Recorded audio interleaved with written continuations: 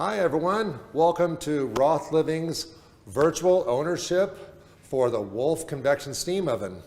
I want to welcome everyone today, and I want to let you know a little bit about what we're going to go over today in our ownership experience.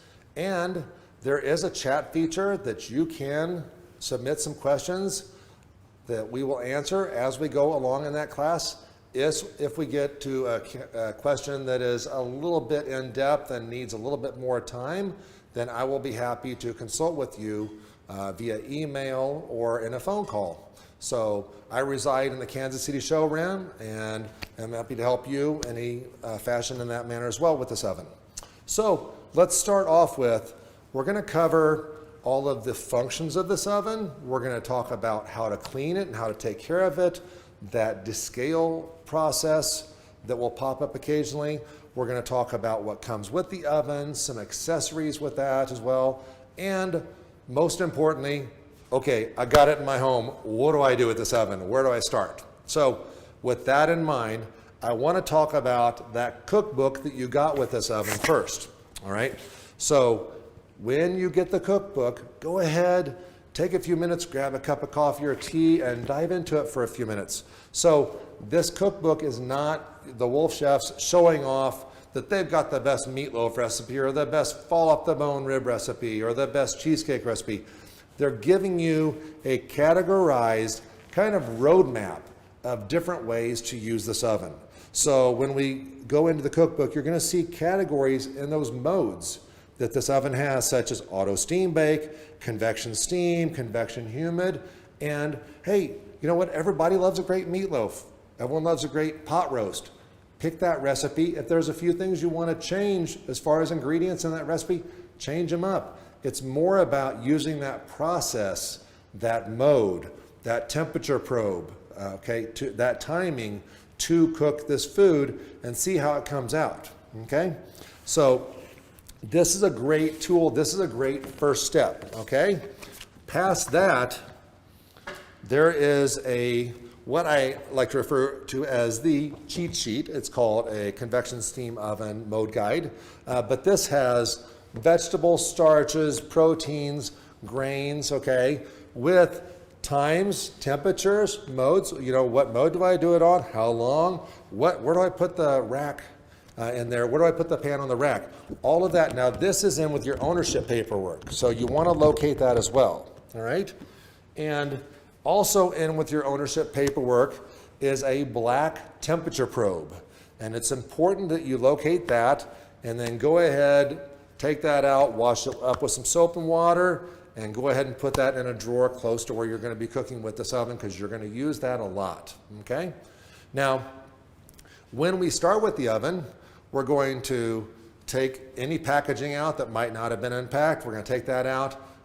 You can take the screws off the sides of the inside of the oven that hold those guides on, and you can go over the inside of the oven with a mild detergent such as Dawn, Barkeeper's Friend, just something mild to wash any of the factory contaminants, if you will, anything that's going to give a little bit of an odor off.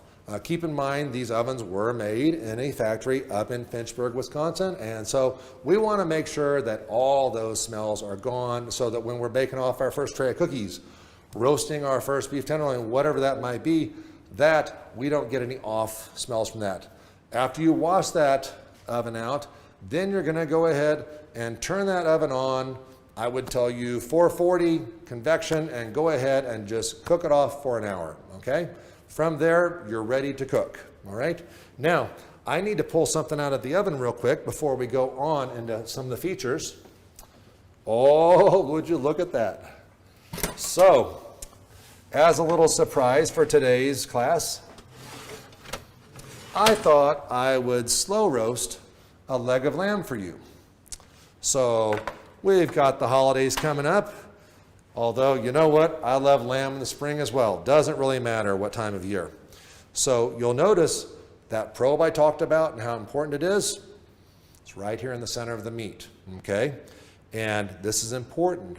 So I'm going to talk about this mode that I use to slow roast the lamb, but also I want you to notice that that needle's buried, okay? The needle of that probe is deep into that tissue, so we don't have to worry about it giving me a false reading. So I'm gonna go ahead and just twist that to pull it out a little bit. We're gonna talk about your probe for just a minute. So the probe for the convection steam oven is black, okay? On your Wolf convection steam oven, black probe wire. On your Wolf dual fuel oven, your Wolf E-Series oven, or your Wolf dual fuel range, okay? Any of those ovens that are using a probe, they're a blue wire, okay? The interior of those ovens is blue, so they made the wire blue to match that. Do not mix them up oven to oven. They will read, but they will not give you a correct reading, okay? So make sure that you're using the correct probe when you do that, okay? I'm gonna set this aside. And so you know, when I go to clean that probe after this class, then I'm going to just use hot soapy water on the probe, make sure that all of any oil or food particles are off, and then that's gonna go get rinsed, air dry, and it's gonna go right back in the drawer. We're not gonna put it in the dishwasher, we're not gonna soak it. That is how we clean that probe, all right? Now, so that I'm not dealing with the hot sheet pan right here, I'm gonna go ahead and lift this leg of lamb to the center of this tray, right there. Looks a lot prettier there. All right, and we're just gonna set this tray back here, out of the way. All right, so now, where do I start, chef? Where do I want to get into, how do I cook vegetables? How do I roast meats? How do I cook some potatoes in this oven? You wanna know what pans and racks to use first, okay? So, let's start with the pans. Now, there is a perforated pan and anything that you're steaming with, okay? Eggs, potatoes, vegetables, anything you're steaming, more than likely you're going to use the perforated pan. That's allowing steam to penetrate through both sides. It's gonna cook the most evenly, all right? Now, when you're using that perforated pan, you're gonna use a solid tray underneath. Now, I'm currently cooking some vegetables with our sous chef down here at Gill using the standard pan, which is a silver pan just like that, a stainless steel pan, all right? You're gonna put that or this accessory pan underneath your steamer pan that's acting as a drip pan. So any food that's dripping, and I'll tell you this, you're steaming some broccoli or some cauliflower for dinner. And after you pull that tray out, you look at the tray and you say, oh, there's just a couple little puddles of water. It's no big deal. I promise you, that little food particle that's in the water there, it can cause some odor if you leave it in the oven, don't clean it. So make sure you go ahead and pull that tray out also, okay? Clean both of those trays up. Even though it might not look like it's got some food on it, go ahead and clean it, okay? Now, the next is going to be your oven racks. You've got 2 oven racks. When you're using the oven racks, you're going to cook some foods directly on it. You're going to cook your casseroles, anything in a vessel, you're gonna place on the rack rather than a pan because it's gonna be more even at getting food around it, or the heat around the food, okay? So we're gonna talk about different modes. I'm gonna talk about using the rack or using a perforated pan or using a solid pan, okay? And that way you'll know what I'm referencing, okay? On top of that, this black enamel-lined pan is an accessory that is very nice, very useful, and it's extremely non-stick, okay? It's very convenient to have more than one solid pan if you're gonna do multiple layers of cooking solid foods that you're not necessarily steaming, you're roasting, you're baking. It does pay to have an extra pan just in case you want to do more than one at a time, all right? So let's set this aside. Now, next, let's talk about, there is a rack accessory. I do not have one in this oven, but there is a rack accessory that you take the standard racks out, and the bottom 2 racks are full extension glides that come fully out of the oven for you to place the trays on or the racks on. So that's another accessory that you might want to entertain, all right? From there, We are going to talk about descaling later on, and I'm going to talk about the descaling solution. This is the Durgall descaling solution for the Wolf convection steam oven. This is made specifically for this oven. It's important that you use the proper solution. We don't want to just go on a website and say, oh, that's they say that works with this or they say that works with that.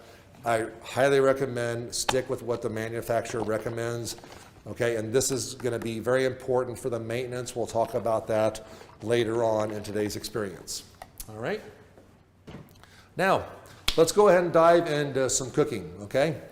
So, first mode on the oven. When we go to wake up the oven, and we'll power it off just to show. So I've got a little bit of a marking of residual heat. We're not going to cook anything right now, but that's going to show whenever we've just cooked something with any significant temperature. That means, I want you to keep in mind, if it says residual heat, if you're wanting to steam something, you need to wait until that residual heat marker or statement has gone away. The reason why is if that oven has been trying to roast something at 300, 400 degrees, and then you go to steam something in the oven will not start steaming until it lowers its temperature to 210, okay? And that's just through airflow and it trying to cool itself off. But with the door closed, that takes a while, all right? Now, I'm gonna teach you a trick. Okay, so if you've got a hot oven and you need to lower the temperature so that you can steam those vegetables for dinner or some buns or whatever that might be, refresh something, then you're going to open up the oven and you're going to wake up the oven with quick start. You're going to go to convection and then you're going to go into temperature, lower that temperature down to about 150 degrees, 135 degrees. Go toggle all the way over to start and let that oven cool itself off through airflow, okay?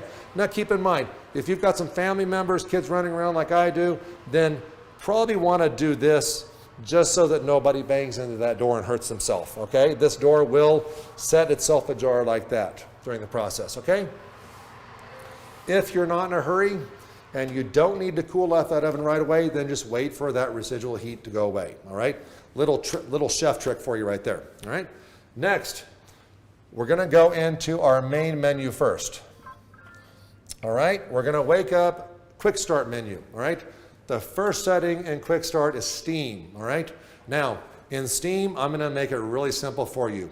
Anything that you would put a pot of water on the range and drop some vegetables in, some eggs, some potatoes, anything you're doing in water, even pasta, and although it's a lot of work to stir pasta in an oven, so I like to do the pasta on the range top. But anything I'm boiling as far as vegetables, potatoes, eggs, things like that, I steam, okay? Here's the big deal.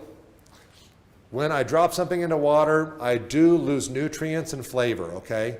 Naturally leached out by boiling or simmering, that's how the food works, okay? That's how we make chicken stock or beef stock. We put it in water and simmer it. It extracts the flavor, it makes stock. So if you're boiling some potatoes, you lose some starch, you lose some nutrients, you lose some flavor in those potatoes. We have to add a little bit more salt. We have to add a little bit more seasonings. We have to jazz them up a little bit more. When we steam those potatoes for our whipped potatoes, we lose zero flavor. We don't use as much to mash them and to hydrate them. They just come out meatier, more flavorful, better. Vegetables, by not losing any nutrients, those vegetables are just much healthier for you and they have bigger flavor. So anything you're dropping into water, you're gonna do steam instead of boil, okay? Now, I also wanna point out that, and let's go through this real quick. I wanna kind of point this out. So, here, I'll go back through quick start. We wake up the oven, we're in steam. I press that, it tells me use rack position 2, 1, or 4. Okay, I confirm that. The enter button and these arrows are going to do the majority of your work in the navigation on this oven. Now, the first thing I come to is, now I have a counter right here it's scrolling up and down. It's giving me so much time to work with, okay? So this is the back button. And then this means I can use a probe in this mode. If there's a needle there with the probe icon, I can use a probe. Then this is your temperature. So I can adjust the temperature on this mode from 210 degrees down to, you ready, 90 degrees. Now, what am I going to do with 90 degrees? I'm going to thaw some meats. I'm going to thaw some chicken. I'm going to thaw that salmon I forgot to thaw overnight for dinner for tonight, okay? Now, here's the beauty of this. And I'm going to go ahead and just go back to, I'm going to power off for a second while I talk about that. Thawing meats. So you forgot to pull that salmon. You forgot to pull those chicken breasts for dinner tonight. Oh, I meant to pull them. Now, you know, I've got to run them under the water, or we're just going to go out for dinner, or we're just going to have, you know, something else for dinner. No, go ahead, get them out of the freezer, unwrap those fillets, put them on the oven rack over the solid pan. I want you to go to 90, maybe 95 degrees steam, 35, maybe 40 minutes. Your meat's going to be completely thawed. Okay, I can do a 12 to 16 ounce ribeye steak, 40 minutes. It's ready to grill. It is not frozen in the center. So you can still have dinner. It's just going to be a half hour later. Okay, so that comes in really handy for you. Okay, now what are a couple of other things that we're going to do on steam? So eggs come out wonderful. There is a mode in Gourmet for eggs, soft cooked as well as hard cooked eggs. Oh, I got a friend coming down real quick. Oh, thank you, Gil. So Gil just did some roasted potatoes for us to show you. So I'll show you these and then I'll jump back into steam mode. Oh, so you maybe didn't think about roasting things in the convection steam oven. That comes out really nice. Oh, what's that? Oh, thank you, Gil. So we've got some oven charred Brussels sprouts. Okay. Now, I probably should have prefaced this ownership experience by telling you that Chef Matt is not going to steam anything for you today, okay? No one wants to tune in and see me pulling stuff out of just a steam oven. That's kind of boring, okay? I'm telling you some great stuff you can do on steam, but this oven's doing so much more than just steaming some food, okay? So now, remember we talked about the eggs? Perfect, hard-cooked eggs. You always want to know what that secret is to getting the peel off, so cook them. There's in the Gourmet mode, we're going to show you later. The Gourmet mode is 19 minutes, okay, without a preheated oven. 19 minutes on the perforated pan or on the rack, and then I'll tell you the trick. Shock them in ice water 1 minute, and then peel them. That's the trick. You leave them in the ice water too long, they're going to be tough to peel. Okay, but if you follow that ice water 1 minute just to shock it, get them out of there, they'll peel right away. All right. So quite a few different things to do on steam. I will sanitize my canning jars before I make some homemade barbecue sauce from Kansas City, some homemade San Marzano marinara, some homemade chipotle blackberry sauce, whatever I'm doing, I'm steaming my jars to sanitize them before I can, rather than sticking them in my Cove dishwasher. This is much faster and does the same thing for me, okay? So that's just a few things you can do on steam. Now, we go to the next mode, convection. Convection is using hot air, no moisture. What's that mean? That means that anything you want to cook in a dry method, you don't necessarily want any moisture to advance the cooking. You're just looking for a dry cooking cycle. That's a cycle for you, okay? The slow roast cycle doesn't use any moisture. The potatoes and the Brussels that we're using, we're going to talk about that mode. We actually use moisture on that. But if I'm doing some cookies, if I'm doing some brownies, if I'm doing some cakes, okay, quite a few of the meats, I'm not using any moisture. I'm simply using dry air. Now, with using convection, you do want to know the convection rules or guidelines. So anytime you're converting a recipe that's not written for convection, it's just calling for bake, then you need to adjust your temperature down 25 degrees. So we'll use chocolate chip cookies for an example. So your chocolate chip cookie recipe calls for 350 degrees for 16 minutes. Then you're going to adjust your temperature down to 325, and you're going to check those cookies at 12 minutes instead of 16 minutes. 25% of your time gets shaved off as well. And you might be saying, well, wait, I already lowered the temperature. You still got to lower the time as well. It's a combination of lower temperature and lower time. Those cookies will not burn up, okay? They will actually come out very nice. You can always add a minute. You can't take a minute away from a cookie, okay? So trust it, it does a very nice job. Are there definitely recipes that you're not going to use the convection for? Yes, and that's when you're going to use your regular dual convection ovens from Wolf, okay? But when you want to use convection and you want a really fast preheat, and it's going to be something that's quick cooking, this is an ideal oven for that, okay? Now, when we go to the next mode, we're going to talk about convection steam. This is a game changer mode for you, okay? Here's why. In the higher temperatures, 425, we are charring Brussels sprouts, but you know what? This little guy, this little Brussels sprout that's nice and black on the outside, okay, he's also really tender inside because at that 425 convection steam, he got steam tender while he was roasting and getting charred. So same with broccoli, cauliflower, Brussels sprouts, asparagus, roasted peppers, any of those. One of my favorites is, you know, those little French green beans, the haricots verts that they sell at Costco or Whole Foods, all the markets. Those are awesome. We call them green bean fries. We toss those in a little bit of olive oil or avocado oil. Oh my gosh, they are so good. Oven roasted at 425 for about 15-20 minutes. Can't get enough of them. So those are a game changer for us, okay? Now, anytime we're talking about convection steam above 400 degrees, it's going to tenderize the center of something while it crisps the outside. This is an optimal mode for potatoes and vegetables. Also, if you do want to do some wings, this is ideal because wings are already tender and they're small. You want some assistance to get them browner and crispier, and that actually helps with your smaller proteins to use that mode in a higher temperature. It inhibits browning, all right? Now, when we talk about, and let's go ahead, while I'm talking about convection steam in the lower modes, I'm gonna put a little bit of this food out on the tray so you can see it presented, all right? Now, what about lower temp modes with the convection steam, all right? So down in the lower 200s, some very tender oven ribs, okay?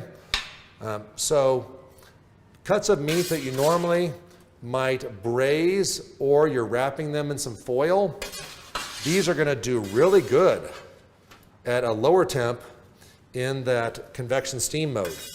So another one to think about is there's a cheesecake recipe in the cookbook, and this is cooking almost custard-like. When we think about creme brulees, creme caramels, also some cheesecakes like a water bath.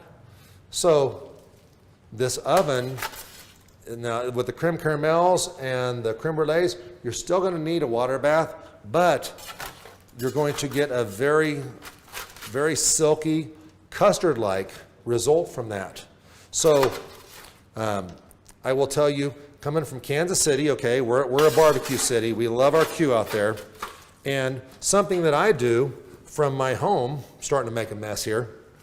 So something I do from my home, is we will do our barbecue ribs at the Chatfield household. And after a couple of hours, instead of pulling those barbecue ribs off and wrapping them in some foil and putting them back on the smoker, then I'm pulling them in and my barbecue ribs are going unwrapped on an oven rack over a solid pan, and I'm doing convection steam around 225 for another hour and a half, 2 hours. What's it doing? It's doing the same thing as if I had wrapped those ribs, okay? They're steaming themselves in there, only the oven is doing that, losing zero flavor. They're getting more tender. They're continuing to caramelize. And if I want to turn off the moisture the last 15 or 20 minutes to dry out that crust a little bit, all I got to do is click that little steam icon at the end of the bar there, and then I've got that hot air that's not adding any moisture anymore, okay? So really nice to be able to do just a wide variety of different things. The convection steam is just one of those game changer modes that it really allows you to play around with different ways to achieve what you want in browning and creaminess and tenderness inside and outside. So really depends on what you're doing. Play around with it, get into that cookbook, look at some of those things you can do in that mode, okay? Now, when we go to convection humid, humid is a mode on this oven that it's not adding any moisture into the cycle. It's simply sealing the cabinet or the cavity of the oven so that it's not allowing it to vent out any moisture. And what's important with this is that if I'm doing a lasagna is a great example, or my mom was the master of tuna noodle casserole. Doesn't sound enticing. My mom knew how to knock it out of the park. So a casserole dish. Okay, mom would cover it with foil and put it in the oven for so long, and then she'd uncover it the last little bit and let it brown up a little bit. Same with lasagna. Okay, you're always trying to guess, when's the lasagna hot enough inside that I can uncover it and let it start to brown? So that lasagna, you're going to put in here in the cold oven, convection humid, and it's going to do a wonderful job of trapping that moisture, and it knows when to get rid of how to start browning the crust up for you by not allowing that moisture to escape. And because of that, there's no more guessing when to uncover it. 99% of what you do in this oven, you're going to do uncovered. So that's really nice to be able to have that mode that with casseroles, with anything in baking dishes that you normally cover up, don't need to do that anymore, okay? Also, muffins, quick breads, such as banana bread. We're coming into the holiday season right now, so cranberry nut bread, zucchini breads, those do really well. Those are a wet batter that actually give off some steam, and by having moisture in that cabinet trapped, they actually bake and come out more moist and tender than if you just used regular convection. So play around with that convection humid mode. I think you might be pretty impressed with what a good job it does on those. All right? And then we're gonna go to reheat. Oh, you wouldn't think that a chef would enjoy talking about a reheat mode on an oven, but I'm telling you what, it is gonna be one of your most used modes. This allows you to have some delicious leftovers. Normally those two words don't go together, okay?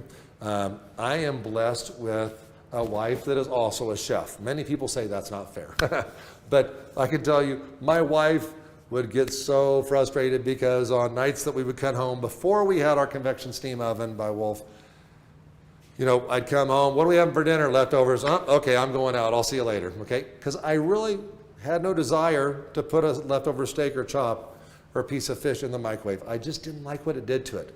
I was okay with soups and sauces. Wolf has wonderful, beautiful microwaves that do a great job. But when it comes to my leftover steak or chop or fish, no. Well, by using hot, moist air in the 200s range, this oven reheats from no preheat. So you're putting it in a cold oven on an oven-safe plate, or you can reheat directly on those trays. That's going to give you the ability to reheat that steak that was medium rare to a temperature that's hot pink center between medium rare and medium. If you had that nice pink pork tenderloin, it's still going to be pink after you heat it up. You had that piece of fresh salmon that you seared off perfectly and it was still nice and juicy in the middle. This is not going to dry it out, okay? Because this is heating from the outside in, a gradual reheat from a cold oven. It's going to take 4 to 6 minutes to reheat a typical dinner on a plate. But man, I will tell you, it does a phenomenal job of reheating food. It gives it the best integrity. I think you'll be really impressed when I hold these ownership experiences in Kansas City in our showroom.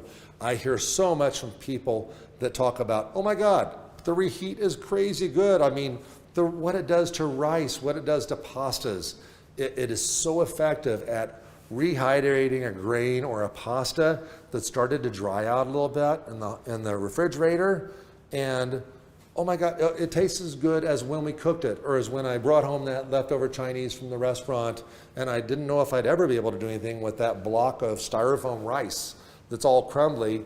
But when you put it in a bowl uncovered, everything's uncovered, oh my gosh, it's fluffy, it's moist, it's as if I had just gotten it from the restaurant. So try that reheat. It is a game changer. Now, something also, I'll use for reference the bread in front of us. So this is some fresh French bread, and it's just 4 ingredients: flour, water, yeast, salt. After a couple of days, that bread starts to get a little bit crunchy on the outside. What is stale bread? It's dried bread. It's dehydrating itself, okay? So I can take that half loaf. You know what, I want a little bit more bread. I don't want to lose it just yet. I plan on that for a grilled cheese for lunch, or we're going to make some grilled bruschetta for dinner. So pop that loaf back in the oven on the rack. Reheat about 6 or 7 minutes. When you pull it out, it's not wet. And you're like, oh my God, okay, it's like we just baked it off or just got it from the market again. So that favorite loaf of bread you've got that sometimes it gets a little too dry or crusty and you've got to throw it away, try refreshing it first, okay? Here's another one, thawing something out on reheat. So we have a local bagel noshery in Kansas City that we will go get a dozen, 2 dozen bagels. That we love them. I make great bagels with Chef Ben here, but there's something about those bagels. Sometimes I got to have that Jewish bagel, and oh my gosh, it's so good. So that frozen bagel right out of the freezer, it kind of looks hopeless. Like, what am I going to do to bring this beautiful, shiny bagel back to life? So my teenage girls taught me this. So they use just the rack in there. They learned this several years ago. They taught Daddy. And the frozen bagel unwrapped on the rack in the oven, 7 minutes, preheat, no preheat, 7 minutes, reheat mode, and it comes out of the oven as if that baker at the noshery has just pulled it out on his pallet to serve you. So try some things like that as well, okay? Even a frozen baguette that you saved, got too many baguettes one night, you saved that half a baguette for a later time, pop it in there on reheat for 7 or 8 minutes. I think you'll be pretty blown away at how fast it can thaw out that as well. So reheating foods, rehydrating grains and pastas, refreshing breads and pastries, as well as bringing them back to life out of the freezer. It's going to do a great job for you, okay? And then we're going to go to sous vide mode is the next one in the quick start mode. Sous vide mode is, if you haven't played with this, this is what they refer to as the most significant addition to cooking styles in the last 30 years, all right? In that we can take things that are vacuum sealed, such as a steak or a chop, and we can cook it at a constant temperature that is very close to how we like our steak. So if you like your ribeye steak medium, then you would vacuum seal the steak with some seasonings, and you would put it on the rack in the middle of the oven, and it's going to circulate vapor air or steam air at about 135 degrees, whatever temperature you set it to. So medium steak is 135 to 142, you know, if you want to go by that gauge. So it's cooking that steak in the vacuum seal at that perfect temperature, and you ready? 2 hours, okay? For a steak like a ribeye or a strip steak, 2 hours. It's never overcooking it. It's never getting tough. It's never getting rubbery, because it's never going above that temperature zone.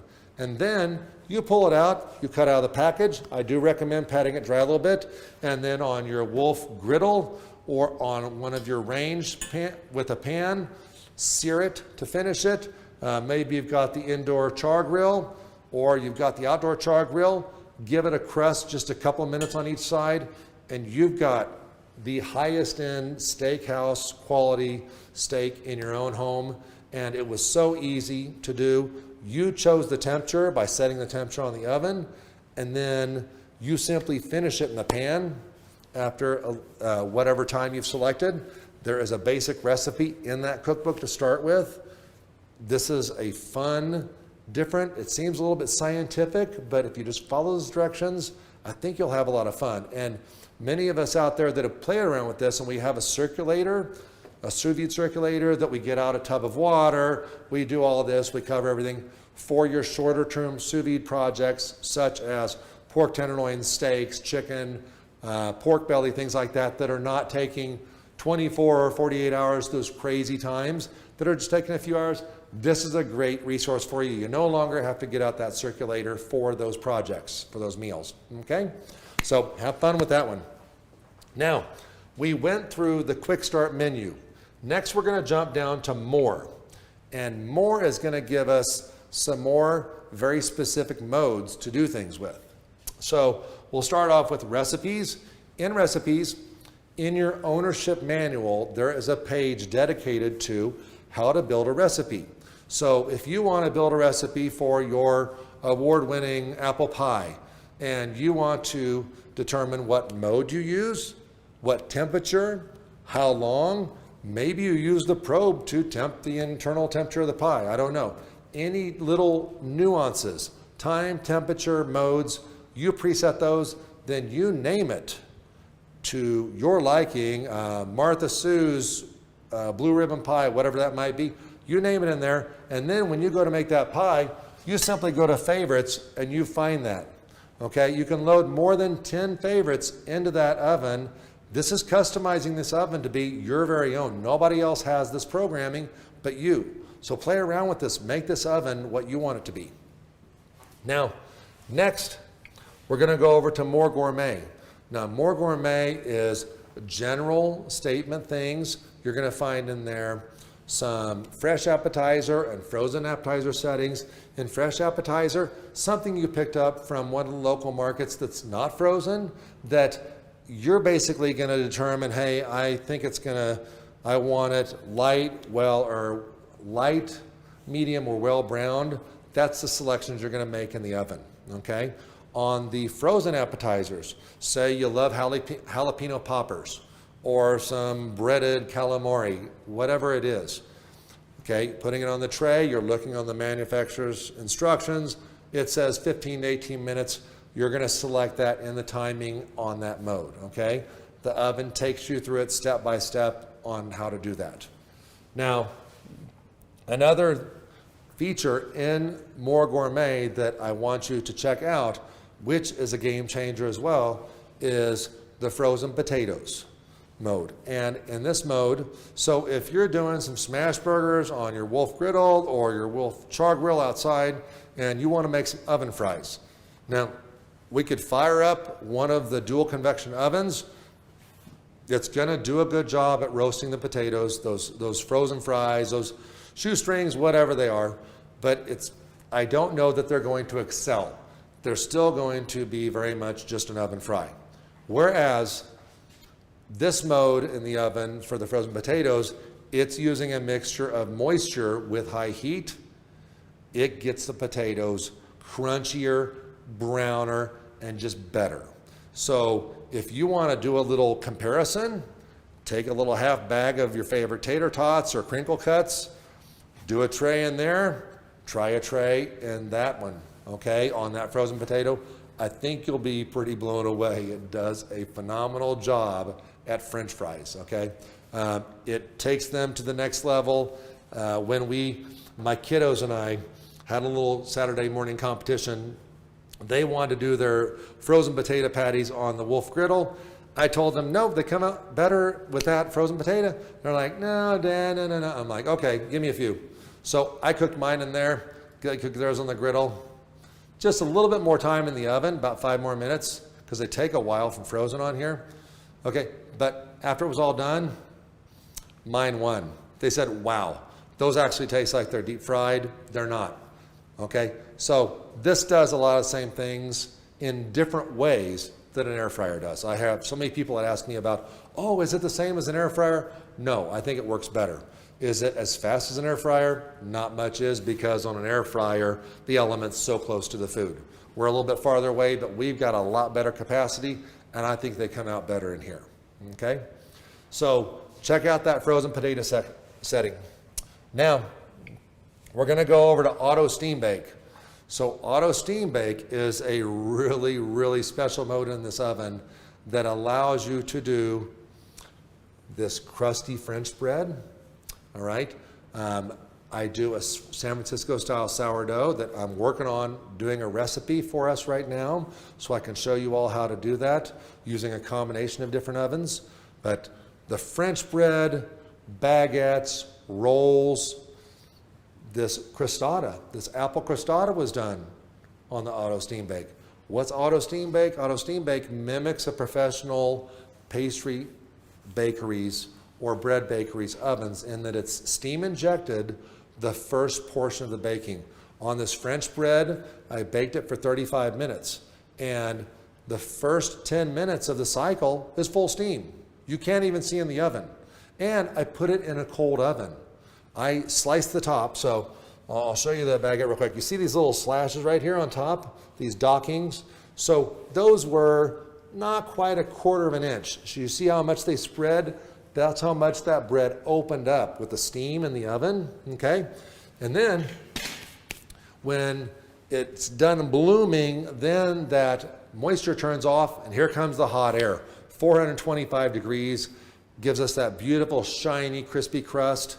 And the result is you're able to do this artisanal bakery quality bread. It's the same technology they have in their bakeries. You get to do it in your home, okay?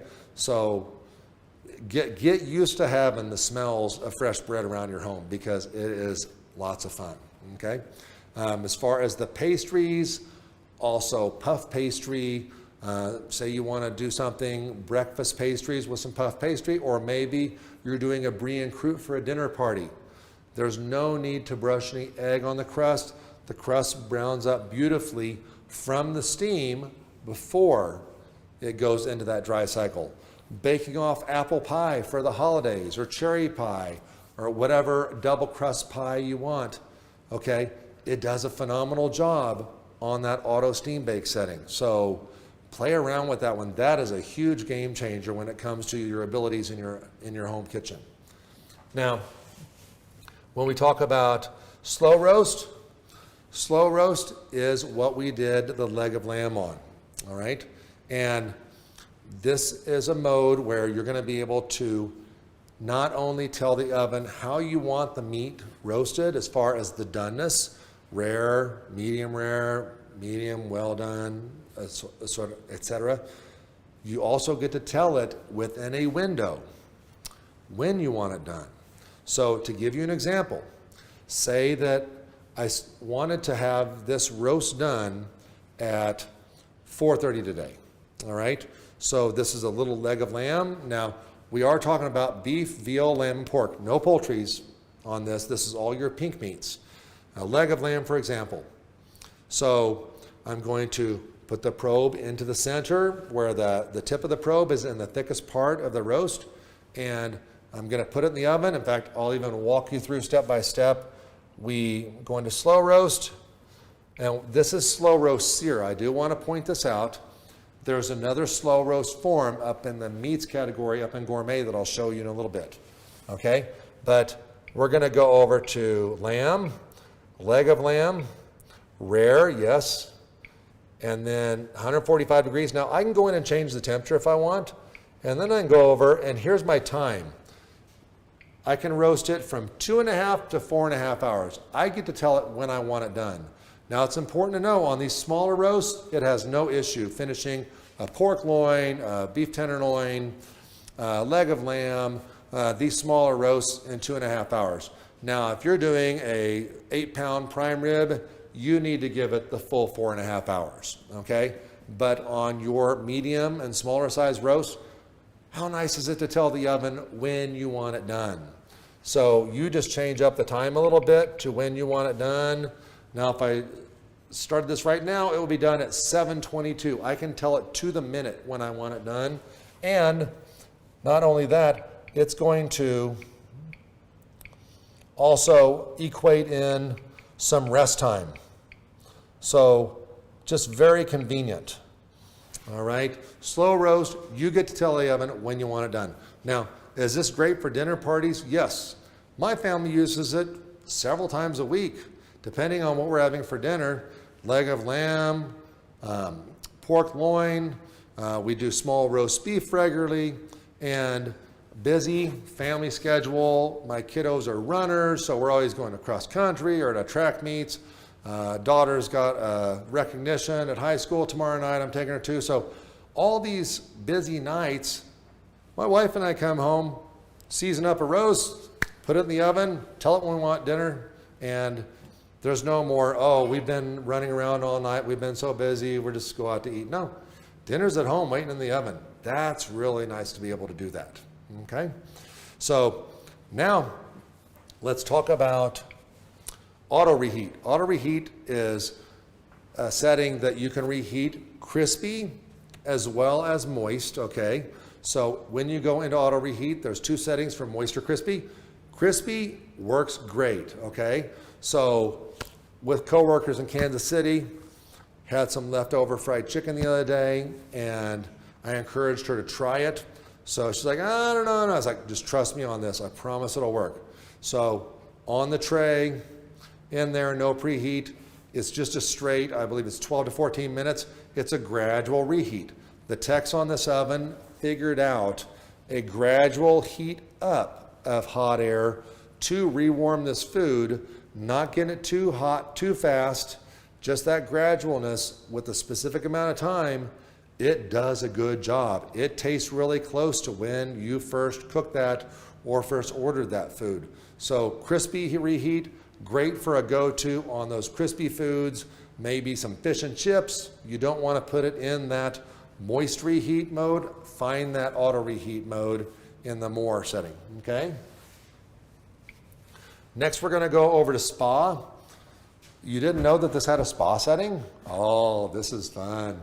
So you can do some massage towels. Okay, say that, okay, your husband or wife doesn't want to give you a massage, but you still want a massage. Hey, get out those nice towels, get them in the oven, and then pop into your favorite chair and get that towel over your neck. Enjoy it, okay? There's a setting for the hot stones for massage, as well as therapy, the cherry stone bags for heating up for those sore joints, elbows, knees. I know all about that stuff. So those come in handy, okay? So pamper yourself. Use that spa mode. It's nice. It's one of those little unique things you probably didn't even know you had in your oven. Play around with it, okay? And then sanitize mode. So sanitize mode, I think you heard me talking earlier about steaming some jars, getting them ready for canning some barbecue sauce or some marinara, whatever that might be. So typically when someone cans, they need to sterilize the jars, okay? And typically that's in a dishwasher because that's the only thing that's really getting hot enough to steam it to sanitize it. Well, with this, you're gonna run that sanitize cycle. You're gonna have your jars upside down in there. It's about a 15-minute cycle. You're ready to can. That takes so much work out of the process, and you can water process your canning of fruits and vegetables, okay? No proteins, but fruits and vegetables, sauces, jams, jellies. Yes, I'm doing them in here instead of in the canning pots, and I have a much higher success rate using the convection steam oven. So much less mess. All I'm doing, to give you an example with my barbecue sauce, is I'm cooking the sauce, I steam my jars, get the jars out, I fill them, wipe the rims, lids go on, they go back in the oven for 15 minutes, whatever, depends on what size they are, about the same amount of time as what you drop them in that pot, and then I'm done. I'm pulling them out of the oven, put them on the counter, and the lids are snapping down. So easy, so simple to work with. So I've talked to so many people that love to can, love to preserve, but they didn't like all the pots and the lifters and all this special equipment and all the heat and the mess that it made. No more. So much easier. So have fun with that. If you're a canner, you know who I'm talking about. Also, on that mode, when you go in, sterilizing baby bottles. So whether you've got some new ones in the household or you've got some grandbabies coming over that, we don't have a backup bottle, we need to sterilize it, little one's hungry again, that baby bottle, once you wash it out, is going to sterilize in a matter of about 15 minutes. You can cool it out and fill it up, have it ready again. So really convenient. Okay. There's also a keep warm setting on this. That's going to be 160 to 190 degrees. I recommend staying around the 160, 165. Once you get above that, you're starting to get close into cooking again. So stay in that settings. You're going to need to use that mode after the oven has cooled off as well. Okay. Now, let's jump up to Gourmet for just a minute. I'm going to explain to you in a nutshell what Gourmet is. Gourmet is categories of vegetables. There's 10 different vegetables programmed. Meats, okay? Starches, potatoes, side dishes. These are all pre-programmed, recommended mode, time, and temperature. It's preset for you. If you don't want to get out the cookbook, if you don't want to get out the cheat sheet, you can simply go into Gourmet, find broccoli, find spinach, okay? Find potatoes au gratin, find roasted potatoes, and use that setting, okay? This also does help you kind of understand what the oven's doing, and then that kind of leads you back into using those modes yourself, those quick start modes and those more modes. So it gives you some paths because it tells you what it's doing along the way, okay? So I told you I would show you in the slow roasting category the other option. So say I go into that leg of lamb again. So it gives me the ability to slow roast sear, that's what we did in the other category, or roast, or more gourmet without preheating. And, you know what, I'm not going to use that one as an example. I'm going to use something like a beef tenderloin as an example. There we go. Because beef lets you do the ultra slow roast. A leg of lamb, it doesn't. Okay, so in beef tenderloin, slow roast sear, which is what we did on the leg of lamb, or low temperature cooking. What's low temperature cooking? The oven never gets really hot to start to get a crust on there. It's just that 170 to 200 the entire time.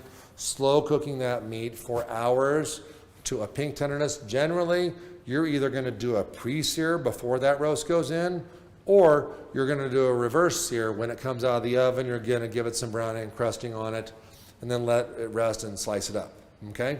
So that's what that is when you run across that. Now, you do want to know also in the meats, there's also sausages, hot dogs, things like that, some of your charcuterie meats that you would actually cook or steam, okay?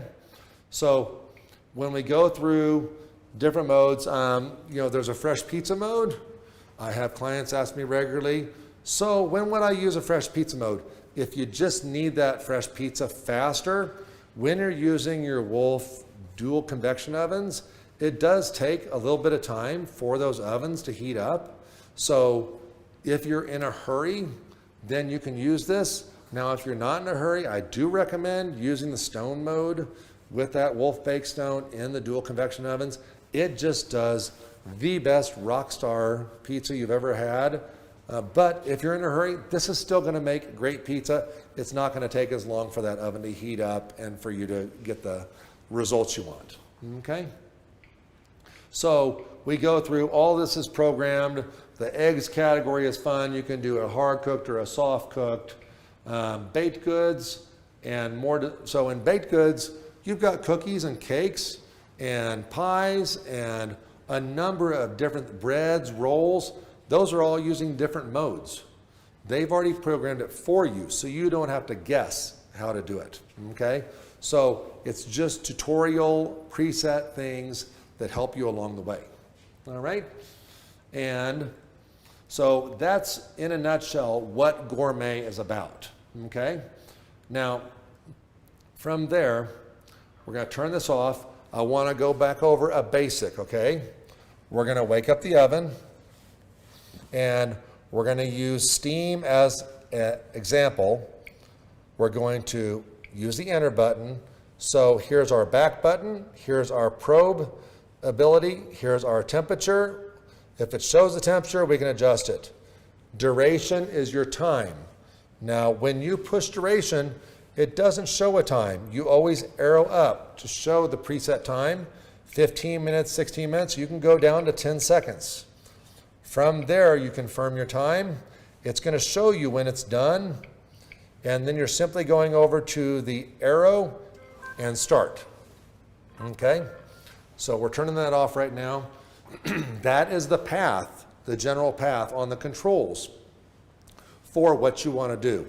Some will be a little bit different. Some you can't change the time or change the temperature. Some there is a little bit of leeway, like in the Gourmet settings. Okay? Now, how do I take care of the interior as far as cleaning on a regular basis, when it gets dirty, and the descaling process? So the more often you clean the oven, the easier it is to remove any grime that's in there. So Chef Ben's got a little 5-minute video on our YouTube channel that is phenomenal, where he uses some powdered Barkeeper's Friend. We run a steam cycle for about 10 minutes to loosen up some of the grime, and it's not going to remove it, it just loosens it some. But then we make a paste with that Barkeeper's Friend and go all over the interior of the oven, okay? Then we do a light scrub with either a blue scrubby. We want to stay away from the green and the yellow unless they're well broken in. They're going to be too abrasive to start with. Will they ruin your oven? No, but they will mar up the finish, and then it's just not as pretty when you open the oven, okay? Also, a favorite of ours has been the Scrub Daddy, because when it gets hot, then with the warm water, then it softens up some and it does a pretty good job, okay? Now, our convection steam oven at home gets used all the time, multiple meals all the time. So we do a number on it. Otherwise, we would be cleaning it literally every 3 or 4 days, because we roast a lot of vegetables, a lot of potatoes, a lot of stuff in it. That creates some splatter on the back wall. Now, I will tell you, this oven doesn't get dirty faster than your dual convection oven. It's a silver interior, okay? The blue interiors just don't show it, okay? If they were silver, they would show you that there's some grime on the wall as well. So you're not doing anything wrong. It's just because it is that chrome stainless steel finish, it's just showing it, okay? Now, if you've got it, you've got some grime on the back, you roasted some vegetables, some potatoes, whatever it might be, a chicken can do a number on it, okay? And you know what, Chef, I tried the Barkeeper's Friend, it's just not coming off, all right? Then you can use a household degreaser like Easy Off. Here's the kicker, okay? The emphasis is household. These products you can buy at your local supermarket, those are household level. Those are not what I'm gonna buy if I'm in the professional industry for a restaurant. I'm using stronger stuff.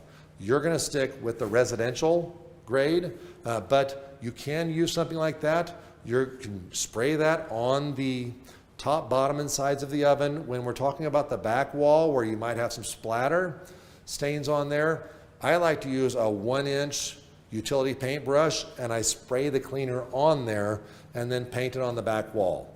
Then I'm not spraying back into any of the ports, which then all that's happening is that there's some of the cleaner that gets behind there, and then it just takes time for steam cycles to kind of rinse it out of there, okay? It's not hurting it by any means, but it just keeps it from getting back there. Let the degreasers, if you're using a spray degreaser, sit on there for a while to eat it off, okay? If you're staying with Barkeeper's Friend and it doesn't come off the first time, swipe it on there, leave it on for a while. Let the detergent eat that grime off. That's really important. We don't want to scrub hard, because that's what's going to mar up the surface. We want to let the detergents eat it off of there. From there, what I do is, after I've wiped it all out, I run a couple of 10-minute full steam cycles, and it's basically rinsing my oven for me, and I will take a utility towel to the bottom of the oven, wipe out all the excess dirt and grime that's rinsed, and then I'm good to go, okay? Now, you might be asking on that note, that water that pools in the bottom, yes, the pump is not going to evacuate. Sometimes you'll get a message that says, keep the door closed because the pump's drawing moisture back in. The only moisture the pump is drawing back in is just water vapor that's in the air. That moisture on the bottom, whenever you're steaming vegetables, steaming eggs, steaming potatoes, anything that gets water collecting in the bottom, that is just where you're going to use kitchen or utility towels to sop up the extra water. Those go in the laundry, okay? That's how we maintain the cleanliness and keep that water out of the bottom, okay? Now, when we go into settings, we push this twice, and you're able to set the language, the display. You can adjust the brightness as well as the contrast, setting the clock, configuring notifications, and that means there are several different sounds you can plug in to let you know. You know, I joke around, but in all seriousness, I have a few dogs and a few teenagers, and they try to outdo each other on who's the loudest. So we need something that really stands out so that we can hear when the oven's done. So pick that specific configuration or notification to let you know when it's done so you hear it from across the house. All right? Descaling the oven. So this is the one I really want to talk about. So once you, and let me go past this, I'm going to come back to descale. Setting the water hardness. If you have not set the water hardness yet, you do need to test your water, your tap water, with the test strip that came in your owner's manual. Okay, from there, it's just a quick dip. It will give you a gauge to go by, and you're going to either set your water hardness in the oven to soft, medium, or hard water. Okay, that will just help the oven determine how often you need to descale the oven based on how often you use the features that use water and vapor, okay? So back to descale. So once you have cooked for a few months to a half a year to maybe a year, it really depends on the water hardness, it depends on how often you use these features, you will get a message up there that tells you that your boiler needs descaling, that it's got to build up. And if you just woke up the oven to cook dinner and it tells you that, you can go ahead and steam that broccoli. You can go ahead and roast that leg of lamb, but you need to make sure if you don't have the Durgall descaler, you go ahead and get it from us so that you can do that as soon as possible. And you're going to go back into settings like I just showed you, go to descale, and you're going to confirm you want to descale. It's simply going to tell you this little door where the water is going to pop out, and it's going to tell you to pour that water away and fill it with the solution, and you're going to pop it back in.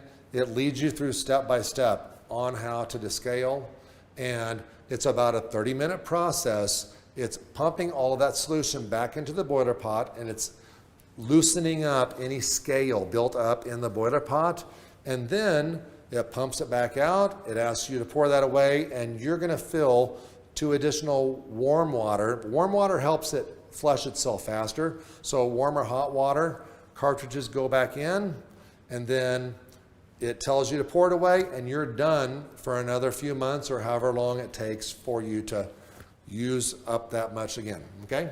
Now, if we didn't talk about it earlier, and I apologize because I jumped right into cooking, on your water cartridge, you are using tap water.